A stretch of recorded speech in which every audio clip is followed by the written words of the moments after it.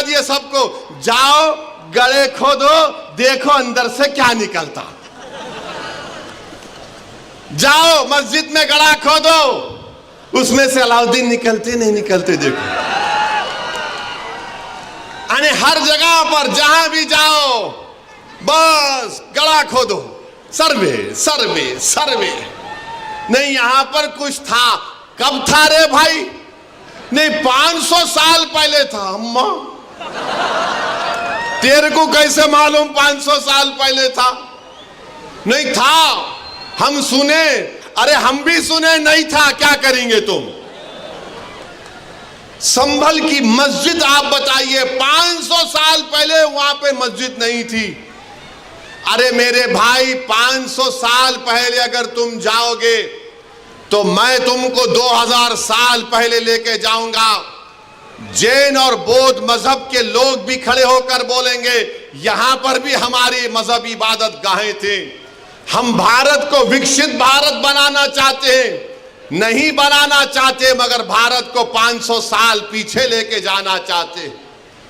अरे वो मुल्क, वही मुल्क ताकतवर बनेगा जो आगे देखेगा, मगर नहीं। नरेंद्र मोदी 1526 पे नजर है।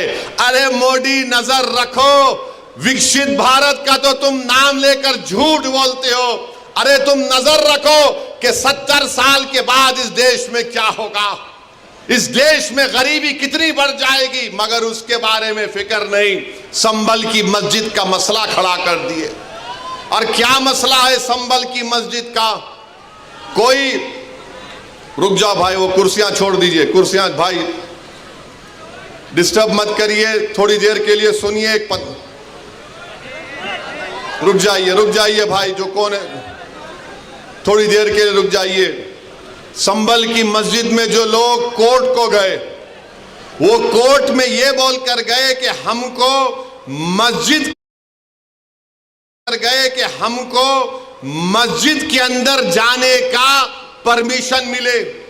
अब आप बताइए, कोई हम किसी को रोकते, कोई मस्जिद में आना चाह रहा है तो आइए, आदाब को मलहूज रखकर मस्जिद में आइए। मगर प्रेयर ये है, मुतालिबा कोर्ट से कि अंदर आने का मौका मिले। और फाजिल जज साहब माशाल्लाह आर्डर दे दिए सर्वे का। माने कोर्ट मस्जिद, संभल की मस्जिद चंदोसी मस्जिद से 45 किलोमीटर दूर है। 1.5 घंटे में आर्डर लेकर आ गए और वहां पर पुलिस मौजूद है। शाम में 6 बजे सर्वे होता है, फिर उसके बाद इतवार के दिन सर्वे होता है, और फिर जब दूसरा सर्वे जिसका कोई कानूनी मौक़िफ़ नहीं है सर्वे हुआ तो फायरिंग हुई। फायरिंग में 5 लोग शहीद हो गए। उसमें एक 17 साल का बच्चा जो प्लास्टिक के खिलौने बेचता था, उसके सीने पे गोली लग गई। 5 के 5 को, 4 को सीने पे गोली लगी, 1 को पीठ पर गोली लगी। और मारने वाले बोलते हम नहीं मारे, कट्टे से मारे। अरे क्या कोई अजिन्नात आके गोली मार के चले गए? आप गोली चला रहे हैं, वीडियो है, और बोल रहे हैं कि नहीं हम नहीं चलाए, कट्टे से मारे। तुर्क और पठानों का झगड़ा था? नहीं था झगड़ा। तुर्क पठान का मस्जिद पे झगड़ा कभी था ना कभी रहेगा इंशाअल्लाह ताला। आप कह रहे हैं झगड़ा था, मगर 5 लोग शहीद हो गए, अपनी जानों को गंवा दिए। अगर वो लोग कोर्ट को नहीं जाते तो क्या ये 5 बच्चे मरते थे? क्या ये तशद्दुद होता था संभल में? मेरे भाई आज आप देख रहे हैं ये संभल में हुआ, और इल्जाम मुझ पर लगाया जाता है। असदुद्दीन ओवैसी तुम ये बोल रहे हो, तुम वो बोल रहे हो। बार बार मुझे व्हाट्सएप के ऊपर कभी SMS के जरिए, कभी फुलां के जरिए धमकी दी जाती है। अरे जालिमो, याद रखो, मैं मस्जिद बचाने के लिए, खानखाहों को बचाने के लिए, दरगाहों को बचाने के लिए, वक्फ की जायदाद को बचाने के लिए, जमहूरियत को बचाने के लिए, कानून की बालादस्ती के लिए, इंसाफ के लिए मैं एक बार नहीं 1000 मर्तबा मरने को तैयार हूं। तुम क्या करोगे बताओ? तुम समझ रहे कि हम खामोश बैठ जाएंगे? ऐसे 12 दरगाह और मसाजिद पर केस डाल दिया गया है कि यह मस्जिद नहीं थी, फुला था, ये था। सलीम चिश्ती रहमतुल्लाह अलैह की दरगाह पर केस डाल दिया गया। सुल्तान हिंद ख्वाजा अजमेरी के आस्थाने पर केस डाल दिया गया। और क्या बोलते हैं, केस डालने वाला कौन है मालूम आपको? ये मेरे घर के पास दिल्ली में आकर मेरे घर के ऊपर जो नेम प्लेट है उसको तोड़ा, पत्थर फेंके घर में मेरे, और उसके बाद मेरे नेम प्लेट पर कालिक डालकर धमकी दिया कि ओवैसी तेरे को देख लेंगे। अरे कमीने, कभी बोल कर आना, मर्द का बच्चा है तो मैं ठहरता हूं सामने। बस आते कैमरा लेके फाइबे फेंके भाग। अरे बोल क्या आ रहा हूं कल तेरे पास तो मैं भी ठहरता हूं, देखेंगे 6 फुट 2 इंच क्या करता है। वो आदमी अब कोर्ट को गया, सुप्रीम कोर्ट के वकील को थप्पड़ मारा। 2016 में दिल्ली की पुलिस ने उसको तड़ी पार का नोटिस दिया। वो कोर्ट में केस डाल रहा है कि ख्वाजा अजमेरी का आस्थाना नहीं है, वहां पर कोई और जगह थी। हवाला क्या दे रहा है? 1901 की किताब, 1901 की किताब का भरोसा करेंगे या फिर 13वीं सदी की किताब खजाइने फुतुहा, जिसको अमीर खुसरो रहमतुल्लाह अलैह ने लिखा? किसकी किताब का यकीन करेंगे? 1901 में कोई दीवाना लिख रहा नहीं, रिवायत ये बताती है। अबे रिवायत बहुत बातें बताती है, यकीन कर लेंगे क्या?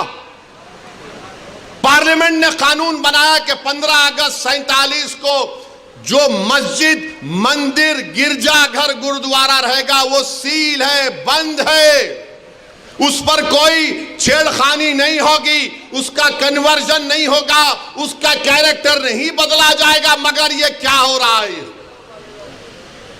क्या हो रहा है हमारे मुल्क में? 800 साल की दरगाह ख्वाजा गरीब नवाज सुल्तान हिंद की। और सुनो इख्तिदार की कुर्सियों पर बैठने वालों, दिल्ली के इख्तिदार पर बैठने वाले सुनो, ख्वाजा हिंदुस्तान का सुल्तान है, उसके बाद कोई सुल्तान को नहीं मानते हम। ख्वाजा के आस्थाने पर चले गए, गरीब नवाज के आस्थाने पर चले गए। अरे कौन सी किताब तुम्हारी? नहीं, वो फुरा दीवार को ऐसा खिकोरे तो उसको ऐसा रंग निकाले तो छतरी निकलती। अबे तेरे घर में मैं अगर 1000 फीट खोदा तो उसमें भी खाने जहां खां की मलबा निकलता, क्या करेगा? दे देता मेरे को, क्या करेंगे? नहीं, वो था। याद रखो, ये मुल्क कमजोर हो जाएगा। 5 बच्चों की जानें चले गईं, वो मरे नहीं, वो शहीद हैं। तुमने उनको गोली मारकर उनका कत्ल किया है, तुम कातिल हो। तुमने गरीब माँ बाप को अपनी औलाद से महरूम कर दिया है। अरे ये मीडिया को लीक करते नहीं, वो पत्थर फेंक रहे, वो फुला कर रहे। अरे मस्जिद है, अल्लाह का घर है। तुमको क्या राइट देता है किसी भी इबादत जहां पर अगर तुम जाओगे तो लोग क्या खामोश बैठ जाएंगे? 800 साल की दरगाह, वहां बोल रहे नहीं, ये नहीं था, वो नहीं था। हम भारत के प्रधानमंत्री से पूछना चाह रहे नरेंद्र मोदी, क्या आप ये तमाम इन लोगों को रोकेंगे या फिर ये देश इसी तरह चलता रहेगा कि हर मस्जिद पे सवाल कर दो, हर दरगाह पे सवाल उठा दो?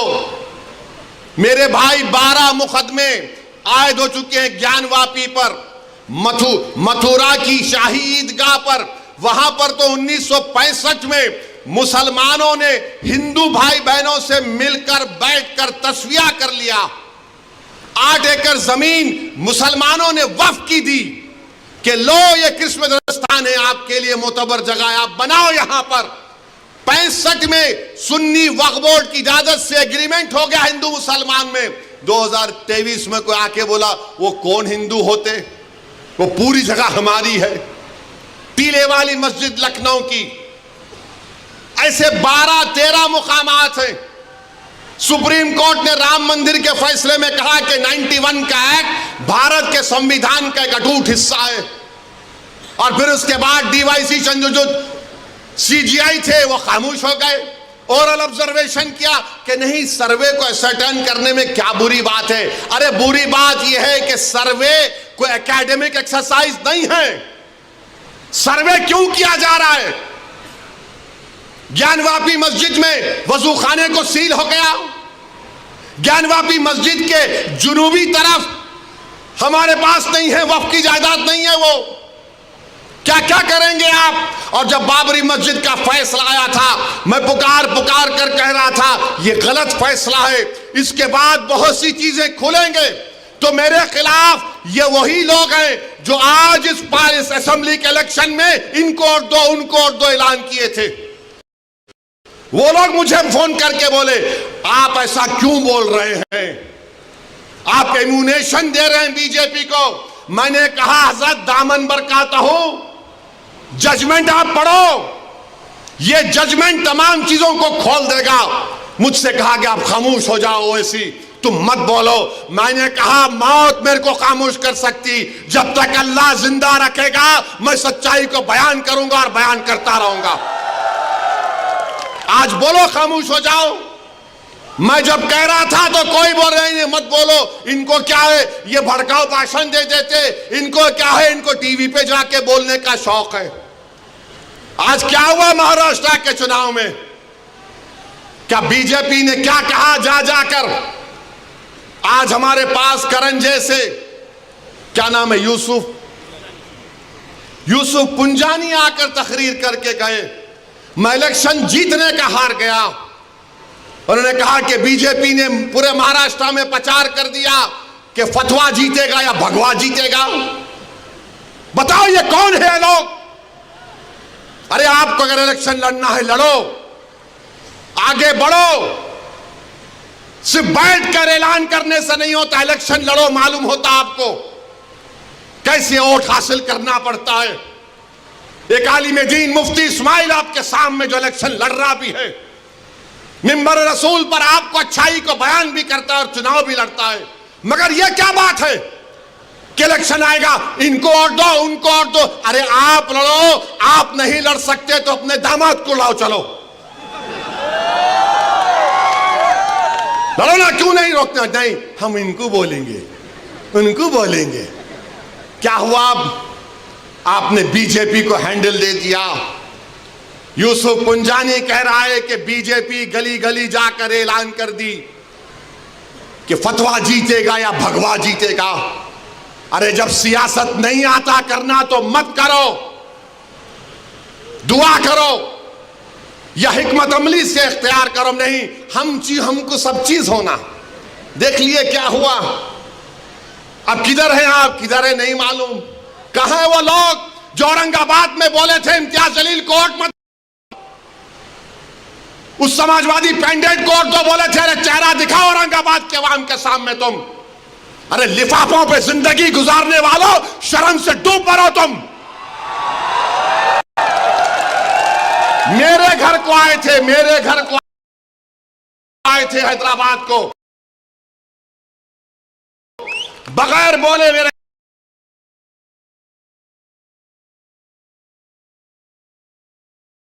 घर को आए। मैं वक्फ के बिल की मीटिंग में जा रहा था, पलट मेरा गार्ड फोन करा के साहब इतने लोग आए, मिला, घर पे आए तो मैंने कहा कि मेरा घर इतना बड़ा नहीं है, आप लोग 20 लोग ले लीजिए, को बिठा, वो बात करे, बात करा, लेटर लिख के दिए को टिकट दो, मला मैं गौर करूंगा। फिर जाने से पहले कि अंग्रेजी कुरान का तर्जुमा जो टर्की छपा हुआ है उसकी 4 कॉपियां इन जिम्मेदारों को दिया कि आप मेरे घर को आए, ये अल्लाह के वली की कुरान का तर्जुमा है। एक एक हाथ में दिया तो औरंगाबाद जाके बोले हम घर को गए थे, हमारे को चाय तक नहीं। अरे आप पहले से बोल देते तो नान खलिया खिला देता मैं। मेरे को नहीं मालूम था कि तुम मेरे घर को खाना खाने आ रहे। कुरान करीम दिया ना हाथ में, अल्लाह का कलाम तुम्हारे हाथ में दिया, तुमको उसका भी लिहाज नहीं है और तुम दावा करते हो कौम का। बहुत बोल सकता हूं, याद रखो मेरी जबान को लगाम नहीं है, तुम्हारा घर से निकलना महाल कर दूंगा मैं यहां पे। मेरे भाई इमाम शाफई मुफ्ती साहब बैठे हुए, इमाम शाफई रहमतुल्लाह अलैह का जमाना है। एक दौलतमंद ने कहा कि अगर अल्लाह मेरे को बेटी देगा तो जब उसकी शादी करूंगा दीन और दुनिया की दौलत उसको दूंगा। जब बेटी की शादी का मौका आया उलमाए किराम के पास गया, उलमाए किराम ने कहा कि नहीं तू नहीं दे सकता, दीन और दुनिया की दौलत तो कैसे देगा, तेरी कसम गलत हो गई। इमाम शाफई के पास गए, इमाम शाफई बोले बहुत आसान है। इमाम शाफई रहमतुल्लाह अलैह ने कहा तेरी बेटी की शादी कब है? उसने कहा फुला दिन है। बोले मैं आ रहा हूं, चला जा। इमाम शाफई पहुंचे, इमाम शाफई रहमतुल्लाह अलैह ने कहा कि आसान है। वो बोला कि हज़रत शादी तो हो गई, क्या है बताओ। बोले कुरान अपनी बेटी को दे दे, दीन और दुनिया की दौलत उसको दे चुका, मैं उनको दिया, 4 कुरान दिया उनको और बोल के दिया कि आप मेरे घर को आए, मुझे पता नहीं है, मैं वकीलों की मीटिंग में जा रहा था, पलट कर आया आपके लिए, ये कुरान करीम का तोहफा आपको दे रहा हूं। अरे तुमको ओवैसी से मजलिस से नफरत है, मगर कुरान करीम की तो अजमत का तुम लिहाज रख लेते। मैं ये बात इलेक्शन में बोल सकता था मगर खामोश बैठे रहा, मगर आज मजबूरन बोलना पड़ रहा है। याद रखो तुम लोग जो काम कर रहे हो ना, तुम महाराष्ट्र के मुसलमानों को ना सिर्फ कमजोर कर रहे हो बल्कि तुम उनकी आवाज का गला घोट रहे हो। अरे तुम इलेक्शन लड़ो, हम तुम्हारी तायीद करने को तैयार हैं। कब तक तुम ये सियासत करोगे कि उन्हें बोल दिया इन्हें बोल दिया? जिसको तायीद किए औरंगाबाद में वो खाली 5000 वोट लिया, 5000 वोट लिया। नासिर के खिलाफ कितने वोट लिया उन्हें? 10,000 वोट लिया और नासिर हारे 8,000 वोट से। जो जिसकी तायीद का ऐलान किया हुआ 5,000, इम्तियाज जलील हारे 1100 वोट से। धूलिया से फारूक शाह के खिलाफ आपने ऐलान किया, वो 10,000 पे निपट गया। फारूक शाह 70,000 वोट लिए, सिर्फ 1700 वोट लिया वो जालिम, सिर्फ 1700 वोट लिया। फारूक शाह 70,000 वोट लिया। अतीक को आपने तायीद नहीं की, किसी और को बोल दिया। अरे क्या कर रहे हो तुम लोग? मत करो। तुम्हारा एहतराम और तुम्हारी अजमत हम करते हैं, मगर आप जो काम कर रहे वो मुसलमानों के हक में नहीं कर रहे हैं। आपने हैंडल दे दिया बीजेपी को, बीजेपी ने पूरा प्रचार कर दिया और क्या नतीजा निकला जा आप देखो। कल ये बीजेपी की सरकार अगर कुछ करेगी तो कौन आके लड़ेगा? आप आएंगे रोड पे? यही इम्तियाज जलील, यही फारूक शाह, यही मुफ्ती इस्माइल, यही नासिर सिद्दीकी, यही फारूक शाब्दी, यही वारिस पठान मैदान में उतर के मुकाबला करेंगे। मेरे भाई पहचानो इन लोगों को। मैं नहीं बोलना चाह रहा था मगर आज मैं जरूरी है सच्चाई को बयान करने के लिए कह रहा हूं। बहरहाल मेरे अजीज दोस्तों और बुजुर्गों, अपने मस्जिदों को आबाद रखो। जो लोग मस्जिदों को छीनना चाहते हैं उसका जवाब क्या है? अपनी मस्जिदों को भरे करो। तुम्हारी जुमे की नमाज फजर की नमाज में उतनी तादाद होनी चाहिए। तुम्हारी मगरिब की जमात में जितने लोग होते हैं उतना शहर में होना चाहिए। दरगाहों को आबाद रखो, खानखाओं को आबाद रखो। दरगाह और खानखाओं पर अल्लाह के नाम पर दिल पर ज़रब मारते रहो। डरने और घबराने की जरूरत नहीं है। जो ताकतें मस्जिदों को छीनना चाहती हैं, अल्लाह कुरान में फरमा दिया ये सबसे बड़े जालिम हैं, ये सबसे बड़े जालिम हैं। अब ख्वाजा अजमेरी के आस्थाने तक आप पहुंच गए, सलीम चिश्ती के आस्थाने पर पहुंच गए। याद रखो जालिमों, ये वो सूफिया इकराम हैं जो बादशाहों की तरह दौलत नहीं थी। ये वो वली अल्लाह